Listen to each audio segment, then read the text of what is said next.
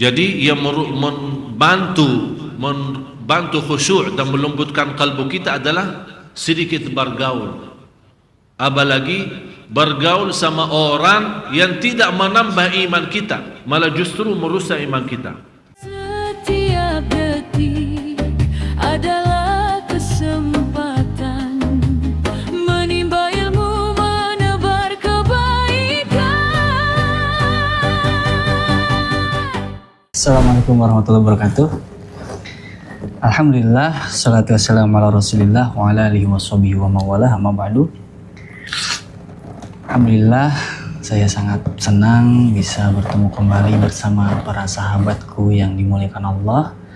Mudah-mudahan kita sama-sama Allah berikan kesehatan, umur yang panjang dan berkah, rezekinya semoga Allah berikan kelancaran, dan juga selalu senantiasa mendapatkan ridho dari Allah Subhanahu wa Ta'ala. Alhamdulillah, sahabatku yang dimuliakan Allah, kali ini kita sama-sama akan belajar bareng kembali kepada video-video yang Masya Allah kita sama-sama mengambil ilmunya daripada ceramah Syekh Ali Jabir. Mudah-mudahan kita senantiasa mendapatkan keriduan juga keberkahan daripada ilmu yang disampaikan oleh beliau. Mari sama-sama kita simak, namun sebelum itu kita sama-sama buka dengan pembacaan basmalah agar kita mendapatkan keberkahan dan juga keriduan dari Allah Subhanahu wa Ta'ala. Kita sama-sama buka dengan pembacaan basmalah bersama. Bismillahirrahmanirrahim. Alhamdulillah, setelah kita membacakan basmalah bersama, juga kita tak akan lupa kita sama-sama kirimkan surat Al-Fatihah, kita bacakan khusus, kita niatkan untuk guru kita almarhum Tuan Syekh Ali Jabir. Mudah-mudahan kita sama-sama mendapatkan keriduan daripada beliau, ilmunya bermanfaat, serta juga kita doakan beliau Allah tempatkan di tempat terbaik, di taman-taman surganya Allah Subhanahu wa Ta'ala. Amin ya Allah ya Rabbal Alamin. Ala hadihin niyah wa likulli niyatin sholihah. Al-Fatihah. A'udzubillahi minasyaitonirrajim. Bismillahirrahmanirrahim. Alhamdulillahi rabbil alamin arrahmanir rahim maliki yaumiddin. Iyyaka na'budu wa iyyaka nasta'in. Ihdinas siratal mustaqim, siratal ladzina an'amta 'alaihim ghairil maghdubi 'alaihim waladdallin.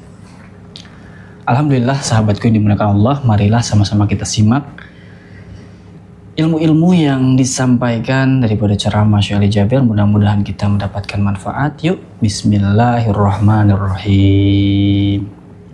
Jadi yang membantu khusyuk dan melembutkan kalbu kita adalah sedikit bergaul. Apalagi bergaul sama orang yang tidak menambah iman kita, malah justru merusak iman kita. Seperti orang begitu kita keluar dari majlis ta'lim, ayo kita jalan. Maaf, saya baru habis pengajian, saya tidak mau ke tempat maksiat. Aduh lah, sudahlah, sebentar aja dong. Astagfirullah. Jadi seolah-olah kemaksiatan itu menjadi sebuah kebiasaan. Akhirnya kita tidak bisa membedakan mana maksiat, mana tidak. Dan ingatlah, keberatan taat, kadang-kadang kalau bertaat kan ada sedikit keberatan kan, agak lemas, tapi kalau kita bermujahadah diri, maksa diri untuk bertaat, kecapian dan keberatan dalam taat itu sebentar, begitu kita dalam proses taat hilang, tapi tetap pahalanya disimpan, diberikan oleh Allah. Tapi lezatnya maksiat saat kita bermaksiat juga, begitu kita bermaksiat kehilangan rasa lezat dan syahwat. Malah begitu kita selesai dosa dan maksiat merasa diri sudah kecil, begitu selesai maksiat dan dosa. Tapi walaupun kehilangan lezat maksiat kita, tapi dosanya masih tersimpan, masih dicatat oleh Allah. Berhati-hati. Jadi yang pertama membantu khusyuk dan melembutkan hati kita adalah berbanyak diam. Yang kedua adalah sedikit bergaul, atau bergaul sama orang saleh yang kita rasa orang saleh ini akan menambah iman saya, akan menambah ilmu. Yang ketiga, sedikit tidur,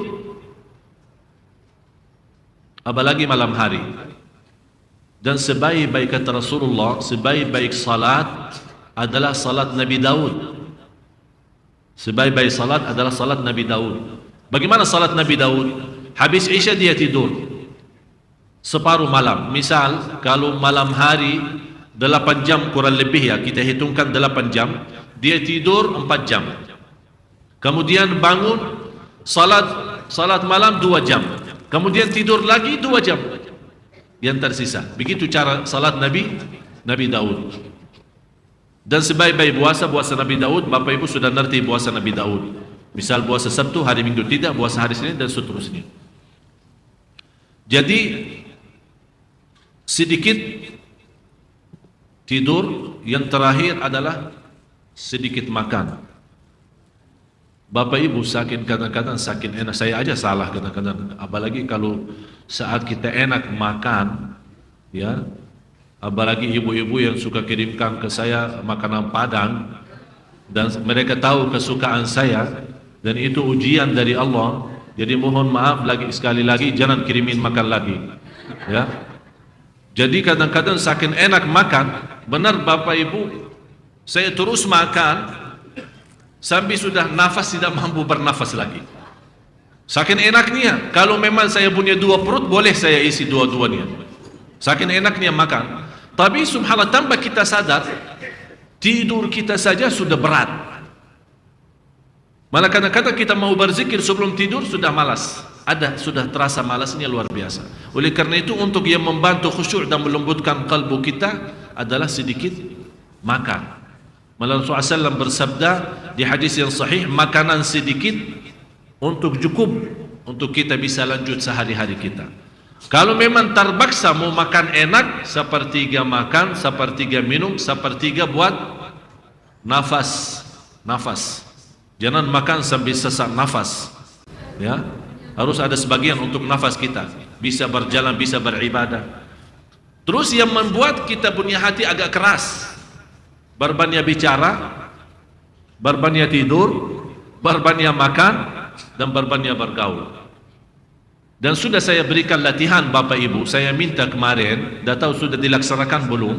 Saya minta coba setiap mau tidur,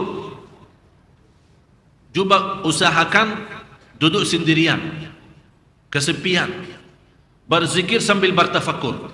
Ini sangat bermanfaat, bukan hanya untuk ibadah kita dan iman kita, malah untuk kesehatan kita. Jadi Abu Zar suka lapar karena melembut hati. Wasuka sakit liyakhiffa dhanbi, karena kesakitan, kesabaran atas kesakitan menghapus dosa. Kenapa dia suka sakit? Agar dihapus oleh Allah dosanya. Kemudian suka mati. Kenapa wahai Abu Zar? Rasul ditanya, kenapa kamu suka mati? Kata beliau, aku suka mati karena aku ingin jumpa dengan Allah. Aku ingin jumpa dengan Allah. Sekarang pertanyaan saya, dengan ayat ini, setiap jiwa bernyawa akan merasakan mati. Kira-kira kalau kita terpilih untuk mati, apakah sanggup? Ini sekarang Abu Zar berkata, aku suka mati karena aku ingin jumpa dengan Allah. Sekarang pertanyaan saya, apakah kita ingin jumpa dengan Allah atau malu jumpa dengan Allah? Hah?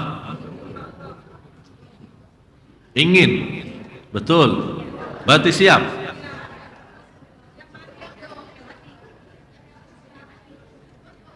Maksud saya, kalau kita ingin, bukan inginan yang semacam bahasa Indonesia ya. Kalau kita bilang ingin jumpa dengan Allah, berarti kita standby mati. Insya Allah lagi ya. Maksudnya siap mati, apa arti siap mati? Kadang-kadang orang salah jawab. Kalau bilang kita siap mati, siap. Memang dia yakin akan mati. Mau tidak mau, siap tidak siap, pasti akan mati. Maksudnya siap mati, berlaku kita, membuat kita tidak malu. Kapan saja datang kematian, alhamdulillah, saya jauh dari dosa dan maksiat, dan Allah Maha tahu apa berlaku saya. Ada satu cerita orang saleh, ada yang bilang Imam Ja'far, ada yang bilang orang saleh lain. Bagaimana kehidupan, respon atau kebiasaan hidupnya di dunia. Kenapa bisa bangga dan hidup di dunia? Dia bilang karena 4 hal. Karena ada empat. Tadi saya sudah memberikan 4 hal yang membantu khusyuk dan melembutkan kalbu kan, dan juga 4 hal yang merusakkan khusyuk dan memberatkan kalbu kita atau mengkasarkan kalbu kita. Ini sekarang ada 4 hal yang membuat kita hidup enak di dunia. Artinya kalau ada namanya sebagaimana kata ulama, ada surga Allah di dunia. Barang siapa yang masuk surga Allah di dunia, pasti masuk surga Allah di akhirat. Hal yang pertama, aku yakin usaha saya tidak bisa dibuat oleh orang lain. Oleh karena itu aku berusaha keras. Faham Bapak Ibu?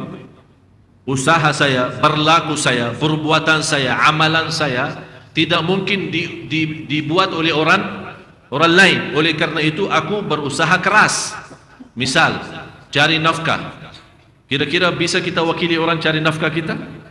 Kita hanya enak tidur, orang datang membawa rezeki kita setiap hari? Tidak bisa kan? Apalagi kalau kita tidak percaya orang, apalagi kalau orang tidak jujur sama kita. Kita tidak bisa meyakini terhadap dia kalau kita kecuali dalam usaha. Apakah bisa mewakili orang salat? Saya tidak mau salat. Bapak tolong salati, ganti saya. Bisa enggak? Berarti kita yakin perbuatan kita tidak boleh atau tidak bisa dibuat oleh orang lain. Berarti kita bekerja keras, berusaha keras.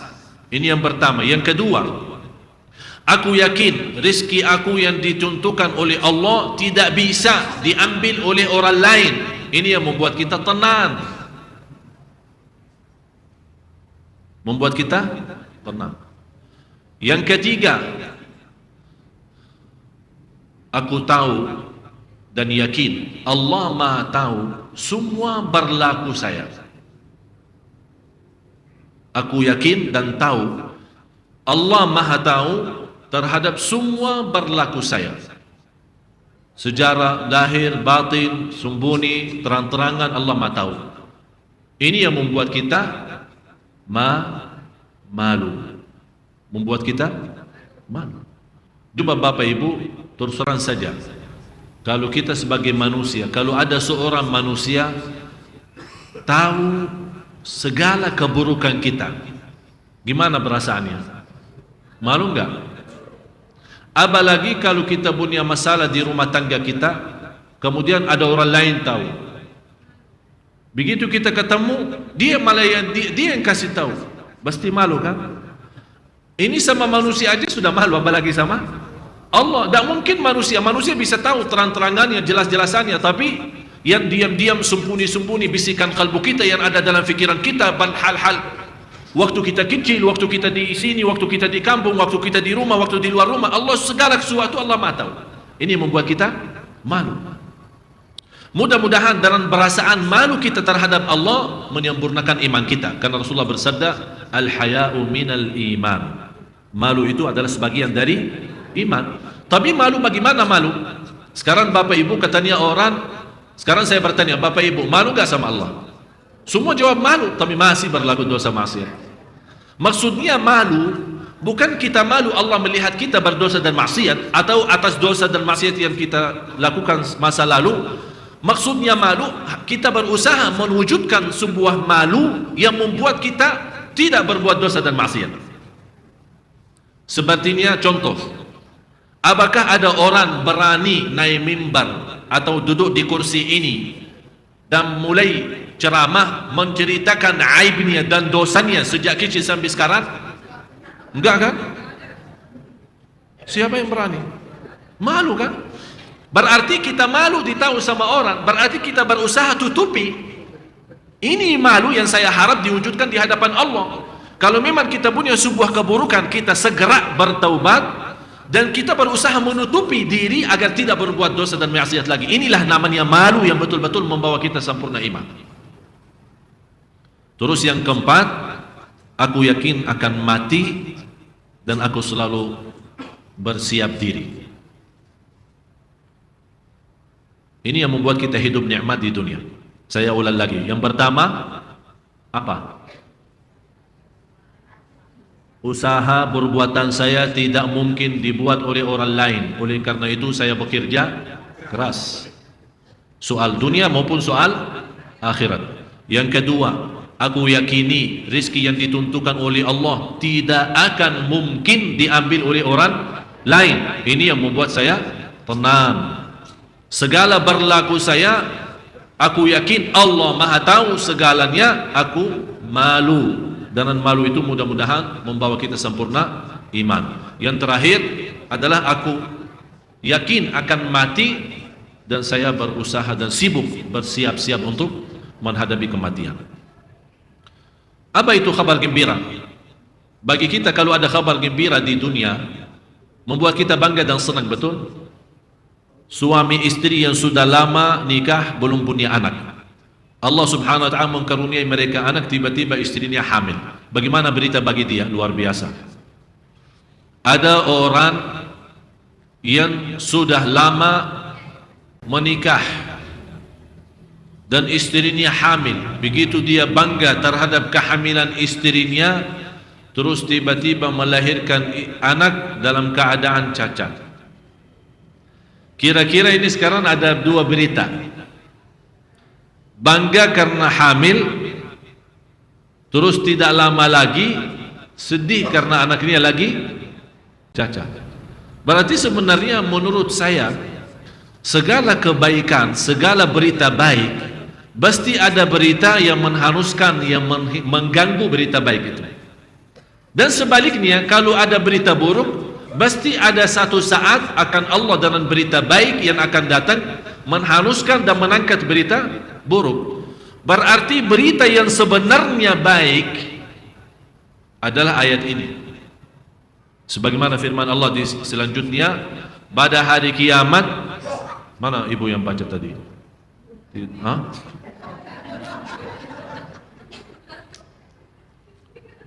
Ini tadabannya qiyamul lail, Masya Allah.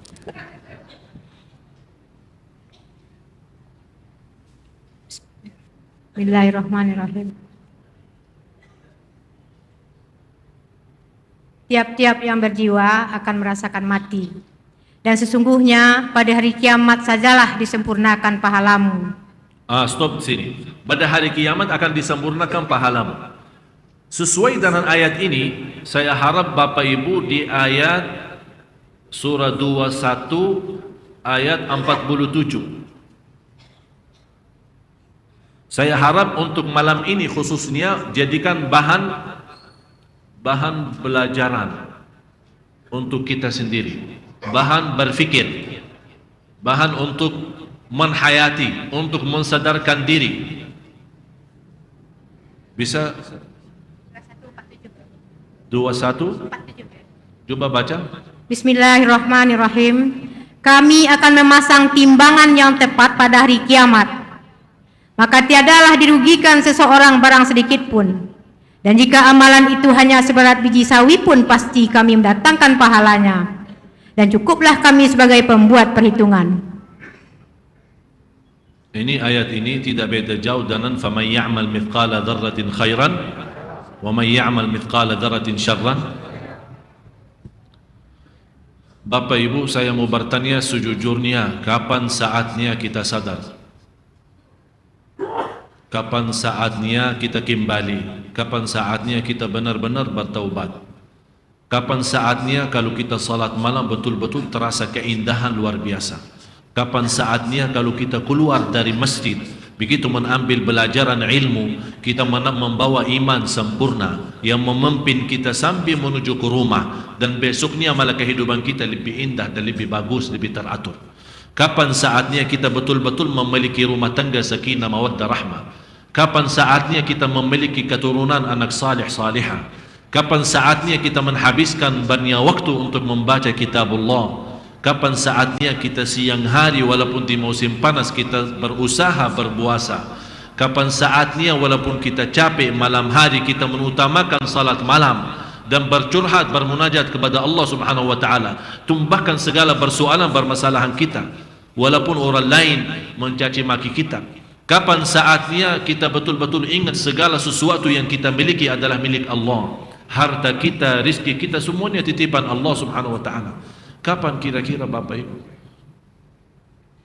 Ini semua ayat-ayat Al-Quran. Salah satunya juga di sini, sebagaimana Allah Subhanahu wa taala berfirman, Khabar gembira yang sebenarnya, faman zuhziha 'anil nari wa udkhilal jannata faqad faz.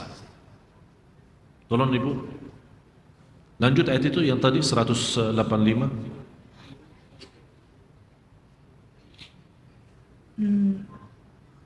Barang siapa dijauhkan dari neraka dan dimasukkan ke dalam surga, maka sungguh ia telah beruntung. Kehidupan dunia itu tidak lain hanyalah kesenangan yang memperdayakan. Ya ghafilan 'anil amal wa gharrahu tulul amal, al-maut ya'ti baghtatan wal qabru sunduqul amal. Wahai orang, tolong Bapak Ibu tuliskan, wahai orang yang lalai dari kematian, wahai orang, wahai diriku yang lalai, boleh istilahnya, wahai diriku yang lalai dari kematian, wahai diriku yang lalai dari amal salih. Wahai ya, udah salah, jangan susah. Maklumlah Ustaz impor. Wahai orang-orang yang lalai dari kematian, atau kita berbicara sama diri, ya, sebelum tidur tolong bawa cerita ini ya. Wahai diriku yang lalai dari kematian, wahai diriku yang lalai dari amal saleh, wahai diriku yang tertipu dengan dunia, masih terlalu banyak harapannya, masih panjang umur, masih banyak urusan, itu namanya tertipu sebenarnya. Wahai orang, wahai diriku yang tertipu oleh dunia, ingatlah wahai diriku, kematian itu akan mendadak datang. Tambah diberitahu, tambah ada info, tambah ada tanda-tanda. Jadi kita ingatkan diri, wahai diriku, kematian akan datang tiba-tiba, mendadak. Ingat wahai diriku, kuburan adalah kotak amal. Kuburan adalah kotak amal. Ini sekarang ada kotak amal kan? Ada kotak amal kan? Biasa kita isi ini. Sebenarnya kotak amal hakiki yang benar adalah kuburan. Apa yang kita isi di dalam kuburan itu yang akan nanti nampak, itu yang akan keluar. Jadi Bapak Ibu kalau baca Al-Quran sebenarnya lagi isi kotak amal, lagi bersedekah walaupun kotak Sunda Kelapa, tapi sebenarnya kita isi kotak kuburan. Karena dia bentuknya kan kotak kan, berarti sebenarnya kuburan itu kotak amal kita yang benarnya. Oleh karena itu Bapak Ibu, saat kita bersedekah, saat kita beramal salih, ingatlah harus kita berusaha ikhlas, karena kuburan itu tambat kita ketemu amal salih kita. Bukan hanya di akhirat, nanti di akhirat Bapak Ibu pasti lebih mulia. Jadi kita ingat, dunia ini Bapak Ibu jangan harap balasan dari Allah. Orang berbuat amal salih, Allah melipat ganda 10 kali lipat kan? Sekarang karena orang-orang lagi susah, katanya suruh bersedekah, akan Allah ganti 10 kali lipat. Dia sekarang berfikir, kalau bersedekah 100.000 akan Allah ganti 1 juta. Walaupun betul Allah ganti 1 juta, tapi itu Bapak Ibu bukan namanya balasan pahala dari Allah. Itu namanya berkah keikhlasan taat kita. Pahalanya kapan? Kapan dibalas? Nanti di alam kubur kita dapat cahaya amal salih kita yang menari kehidupan kita. Nanti di hari akhirat Allah balas. Jadi kita nanti sendiri akan melihat dengan mata kita sendiri sejauh mana amal salih kita dilipat ganda oleh Allah. Malah ada orang datang, ya Allah, Allah tunjukkan, ini amalmu. Dia lihat seperti tinggi gunung-gunung. Ya Allah, saya tidak pernah berlaku seperti ini. Saya tahu diri memang beramal salih, tapi tidak sebanyak ini. Kata Allah Subhanahu wa taala, memang tidak sebanyak ini, tapi karena engkau pas beribadah ikhlasnya luar biasa, aku nerima ibadahmu dan aku pelihara dan tanamkan sambil menjadi seperti ini. Itu semuanya berkah ibadah kita. Berarti Bapak Ibu, kalau dapat rezeki yang berkah karena kita taat, kalau kita dapat jodoh yang baik karena kita taat, kalau kita dapat usaha yang lancar karena kita taat, ini semuanya namanya berkah taat kita. Sebaliknya, kalau kita dapat sebuah cobaan, sebuah musibah, berita buruk yang mengganggu aktivitas kita, anak bandal, suami kadang-kadang macam-macam, istrinya tak jelas, ini semuanya namanya keburukan maksiat kita. Malah kata Imamul Hasan al-Basri, kalau saya tahu apakah berdosa dan maksiat, saya melihat akhlak istri dan binatang. Binatangnya, karena orang dulu kan naik kuda, naik unta, dia bilang kalau kuda dan unta saat saya menjadikan kendaraan untuk berjalan, kalau dia lagi tidak stabil, tidak tenang, saya ingat bukan salah dia, dosa apa yang saya lakukan sampai kendaraan saya tidak tenang, dosa apa yang saya lakukan sampai istri saya tidak mau turuti, dosa apa yang saya lakukan di hadapan Allah, barangkali dosa lalu yang kita lupa, sampai akibatnya menuju kepada anak kita. Ya Allah, ada apa? Sekarang kita kadang-kadang suka salahin anak kita, anak nakal, anak bodoh, anak bermacam-macam, ibu sudah capek, bapaknya sudah capek, kamu masih begini mulu. Tapi sebenarnya yang membuat dia, yang seharusnya kita sebelum melemparkan kesalahan kepada seorang, harus kita tanya diri, ya Allah, dosa apa yang saya lakukan sampai anak saya seperti ini? Kalau masih kita ingat dosa itu, berarti kita segera bertaubat. Kalau kita lupa dosa berlaku kita, tetap juga beristighfar dan taubat. Ya Allah, jangan menjadi bandal anak saya dan nakalnya anak saya akibatnya dosa lalu saya. Jadi sebenarnya berita yang luar biasa bagi kita adalah faman zuhziha, yang dijauhkan oleh Allah dari neraka dan dimasukkan dalam surga. Itu baru kabar gembira. Itu baru kabar baik bagi kita semua. Saya minta Bapak Ibu malam ini ayat surah 21 ayat 47. Jangan dilupakan. Ada seorang, saya tutupi, ada dua cerita. Ada seorang bertanya, Al-Imam Ibrahim Ibnu Adham.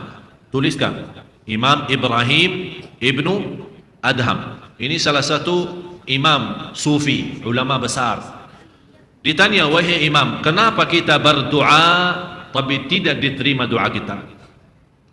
Kenapa kita berdoa tapi kita rasa Allah belum ijabah? Kenapa kita berdoa tapi kita selalu merasa Allah belum kabulkan?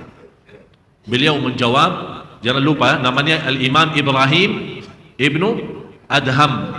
Ibnu Adham, salah satu ulama sufi. Dia menjawab, li'annakum araftumullah falam tuti'uh, karena kita tahu Allah sebagai Tuhan kita tapi kita tidak benar-benar bertaat. Dan saya sudah jelaskan taat itu apa yang dimaksud adalah taat dan rasa cinta, bukan taat dan rasa terpaksa. Seolah-olah kita mau salat karena takut dihukum dan neraka, kita mau salat karena takut menjadi kafir. Kalau tidak, berarti kita menjalankan ibadah sebenarnya agar berlepas tanggung jawab, bukan karena ada rasa cinta kepada Tuhan kita Allah Subhanahu wa taala. Karena araftumullah, sudah mengenal Allah sebagai Tuhan kita tapi kita tidak bertaat sebenarnya. Wa araftumur rasula falam tattabi'u, sudah mengetahui Rasul itu siapa, Nabi Muhammad, sudah mengenal beliau sebagai utusan Allah, malah kita cinta Rasulullah padahal kita belum pernah jumpa, tapi kita tidak pernah mengikuti beliau secara total. Artinya dari sisi akhlaknya, dari sisi sikapnya, apalagi dalam urusan rumah tangga kita. Wa araftumus syaitana falam tattakhiduhu aduwa, dan sudah mengetahui syaitan sebagai musuh tapi kita tidak menjadikan sebagai musuh, malah kita menjadikan sebagai teman. Kita selalu ikutin dia. Wa araftumul qur'ana, mengetahui Quran tapi kita lalai dari Quran. Artinya kita tahu Quran itu untuk budeman dalam kehidupan kita, memimpin kita untuk keselamatan dunia akhirat, tapi kita tidak menghargai Quran.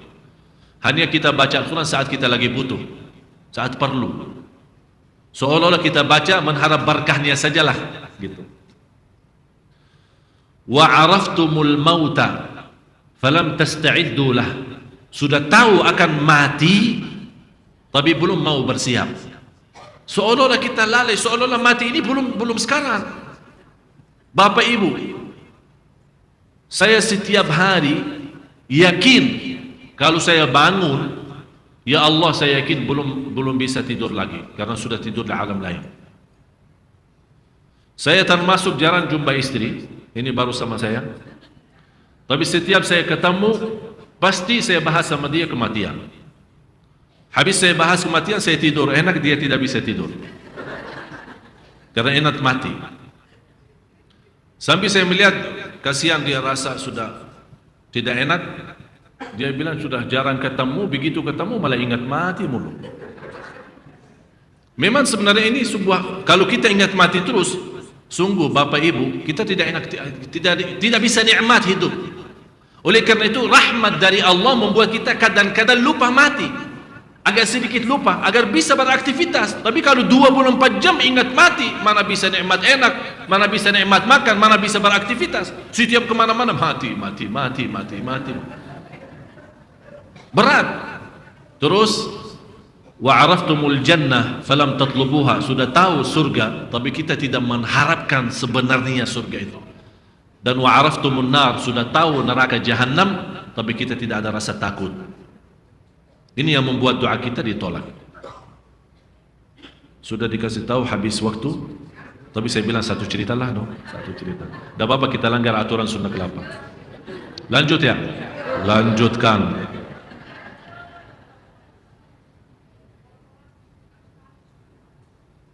Sebenarnya ini cerita sudah lama, sudah lalu, sudah bertahun-tahun. Ini cerita terjadi di Arab. Ada seorang wanita pas di hari pernikahannya. Biasa kalau di Arab acara pernikahan beda sama akad nikah. Kalau di sini akad nikah misal pagi, pestanya malam kan? Kalau di sana enggak. Kalau akad nikah bisa 1 tahun sebelum pesta. Kenapa? Karena di sana tidak ada namanya pacaran. Dan saya sarankan kepada banyak jamaah, salah satu cara untuk kita mengatasi masalah kita seperti masalah pacaran termasuk dosa besar, saya bilang kenapa tidak disisihkan seperti di Arab. Mereka akad sudah sah suami istri, tapi tidak boleh sendirian berdua, harus ada muhrim, ibunya atau siapa. Tapi sudah mereka boleh salaman karena sebagai ini, boleh duduk misal di rumah orang tua yang perempuan, duduk di rumah ngobrol-ngobrol sampai malam karena sudah namanya suami istri, tapi tidak boleh sendirian karena belum memenuhi masalah syarat untuk buat pesta, memberitahu banyak orang. Jadi selama dalam 1 tahun ini mereka sebenarnya saling mengenal. Kalau memang sudah cocok lanjut, kalau tidak pisah. Sekarang kita melihat apa? Bebas pacaran. Habis itu barangkali ya tidak semua sama ya, tidak semua sama. Tapi ada juga, malah saya hari ini ketemu seorang yang datang minta tolong jalan keluarnya karena dia berbuat sebuah kesalahan, pacaran sama seorang wanita sampai dia bisa hamil. Sekarang dia mencari jalan keluar. Sampai saya nasihati, dia bilang tolong sudah cukup jangan banyak nasihat karena saya sudah sampai rasa mau bunuh diri lebih baik daripada hidup. Terus saya mau bilang apa? Ini akibatnya kita terlalu bebas. Indonesia yang terkenal negara yang terbesar Islam, tapi mohon maaf dalam hal ini terlalu bebas. Memang kita sudah mendidikan anak kita menjadi anak baik. Tapi Bapak Ibu, apakah ada yang pernah mendidikan syaitan menjadi syaitan baik? Ada yang pernah didikan syaitan jadi baik? Kalau anak kita salih, yang wanita juga salihah, siapa yang menjaminkan syaitan juga saleh? Kalau mereka lagi berdua dalam mobil atau saya senang di Brunei kemarin, saya punya kenalan satu orang, dia cerita, saya bilang mana kakak? Dia bilang kakak saya ditangkap polisi karena bertemuan di satu mobil, mereka dan orang itu dan seorang wanita bukan muhrim. Ditangkap masuk penjara 6 bulan. Ini di Brunei, bukan di Arab Saudi, bukan Makkah Madinah, di Brunei dekat sini. 6 bulan masuk karena berduduk di satu mobil dengan wanita bukan muhrim. Berarti Indonesia tidak akan mampu menyelesaikan masalah ini kalau tidak ada aturan atau undang-undang yang menyelesaikan masalah itu. Jadi ada wanita, maaf saya keluar dari cerita ini, tapi yang membuat tertarik cerita ini wanita salihah. Pas acara pernikahan, malam hari habis maghrib dia sudah disiapin sama ibunya, sama adik-adiknya yang perempuan siapin. Ya biasa kalau wanita mau nikah kan Perhiasannya luar biasa ya. Sampai kita tak tahu ini wanita yang asli atau yang palsu. Saking banyak make upnya, banyak hiasannya. Tapi subhanallah wanita ini begitu sudah selesai persiapan, dia dengar azan Isya. Dia minta sama ibunya, "Bu, saya mau salat Isya dulu." Terus kata ibunya, "Ya silahkan. Tapi sepertinya wudhu saya maghrib tadi sudah batal, saya mau wudhu." Jangan. Nanti kalau wudhu rusak semua. Kan make upnya kan banyak kan, apalagi sudah capek dari mungkin maghrib atau jam berapalah. Kata ibunya, "Jangan." Anaknya tetap mau wudhu dan salat Isya. Kata ibunya begini, "Kan saya ibumu kan, dan kata Allah bertaatlah kepada ibumu, jangan macam-macam. Ini tamu-tamu sudah nunggu lama di bawah, tidak perlu, jangan salat, jangan wudhu dan jangan salat." "Maaf ibu, memang saya harus taat kepada ibu, tapi dalam hal taat kepada Allah. Kalau ada maksiat tidak ada taat." Pokoknya mundar mandir balik bola sambil keras-keras sama ibunya. Ibunya malah bertanya, "Kalau kamu tidak mau turutin saya dan tetap kamu mau wudu dan kemudian salat, saya tidak akan ridha terhadapmu sampai hari kiamat." Kata anaknya, "Maaf ibu, saya tetap mengutamakan ridha Allah." Kata ibu, "Terus nanti tamunya bilang apa? Kok habis karena air kan sudah rusak semua, bagaimana nanti di hadapan tamu?" "Terus kenapa ibu kalau tamu-tamu? Kan tidak nampak cantiknya." "Ibu apakah berharap saya cantik di hadapan mata orang, tapi di hadapan mata Allah tidak?" Akhirnya tetap anak itu menjalankan apa yang dia mau. Kemudian dia ambil air wudu, kemudian salat. Ditunggu sama ibunya. Kemudian dalam keadaan sujud kok lama. Datang ibunya, gerakan dia dalam keadaan sujud, ternyata meninggal dunia. Di hari pernikahan dia, tetap dia mengutamakan salat, kemudian meninggal dunia. Itu bapak ibu, kalau ada orang menghargai ibadah, menghargai Allah, wallahi terjamin husnul khatimah. Sekarang kita lihat acara pesta kita, ya, maaf di Masjid Sunda Kelapa lagi, dia namanya di atas masjid jamaah rame-rame salat, tapi di bawah pesta, di bawah acara, malah musik, lagu-lagu. Untuk apa? Untuk ada penghasilan dan masukan untuk Sunda Kelapa. Kalau menuju kehasilan dan masukan untuk Sunda Kelapa tapi menjadi maksiat kepada Allah, lebih baik tak usah buat pesta di sini. Jadi kan lebih acara yang lebih bermanfaat. Kenapa tidak memiliki aturan yang lebih bagus? Artinya kalau di bawah mau buat, silahkan buat pesta, tapi mohon maaf kalau waktu salat, maaf, kita lagi banyak jamaah yang mau salat, jangan terganggu. Malah kita membantu mereka agar mengamankan acara mereka lebih lanjut dan lebih lancar. Dan kita sebagian ditugaskan pada mengurus jamaah masjid untuk salat biar lebih aman dan lancar, malah kita urus mereka bermaksiat dan berdosa. Semuanya untuk apa? Untuk penghasilan. Maaf saya berbicara jujur karena hal ini mengganggu, bukan hanya mengganggu aktivitas orang yang salat, tapi sebenarnya mengganggu ridha Allah. Itu yang lebih utama. Bagaimana cara yang baik? Saya yakin semua pengurus Masjid Sunda Kelapa insyaAllah mencari yang terbaik. Dan kalau ada kekurangan, harus Bapak Ibu maklum, kita semua kan manusia, tidak ada sempurna, tapi saling bersatu insyaAllah akan menuju kepada kesempurnaan. Dan saya harap Masjid Agung Sunda Kelapa menjadi salah satu masjid yang menyinari kehidupan orang Jakarta, menjadi bersinar, menjadi mulia, menjadi berkah, dan segala aktivitas yang diterima oleh Allah Subhanahu wa ta'ala. Hadis Rasulullah dalam cerita tadi, Rasulullah bersabda, "Inna Allah idha habba 'abdan ista'malah." Qalu wa kaifa yasta'milu ya Rasulullah? Qalu yuwaffiqhu fi 'amali khairin thumma yaqbidu 'alayh. Kata Rasulullah SAW, Allah kalau mencintai seorang hamba, diberikan taufik. Coba bayangkan Bapak Ibu, mudah-mudahan semua yang hadir dapat taufik dari Allah. Kalau Allah, kata Rasulullah di hadis yang dihasankan oleh ulama, kata Rasulullah, barang siapa yang dicintai Allah akan diberikan taufiknya untuk laksanakan amal ibadah dan dicabut nyawanya saat ibadah itu. Faham Bapak Ibu? Allah mencintai seorang akan buka pintu taufiknya agar melaksanakan sebuah ibadah. Saat dia beribadah, Allah perintahkan malaikatul maut cabut nyawanya. Itu namanya apa? Husnul. Berarti Bapak Ibu menuju ke husnul khatimah harus Allah cintai kita. Bagaimana kalau Allah mau mencintai kita? Beraktivitas kita memalukan. Ini yang harus kita hati-hati. Marilah kita sama-sama berdoa. Setiap detik